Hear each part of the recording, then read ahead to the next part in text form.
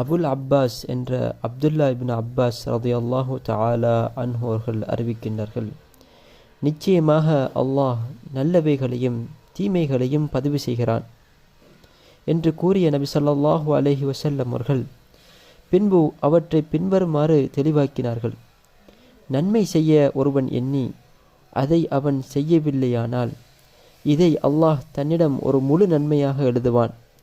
மேலும் நன்மையை எண்ணி அதை செய்தும் விட்டால் அதை அல்லாஹ் 10 நன்மைகள் முதல் 700 மற்றும் அதிக மடங்கு வரை எழுதுவான். ஒருவன் தீமை செய்ய எண்ணி அதை அவன் செய்யாவிட்டால் அல்லாஹ் அதை தன்னிடம் ஒரு முழுமையான நன்மையாக எழுதிவிடுகிறான். அதை ஒருவன் எண்ணி அதை செய்துவிட்டால் அதை அல்லாஹ் ஒரு தீமையாகவே எழுதுகிறான். இது புகாரியில் 6491வது ஹதீஸாகும்.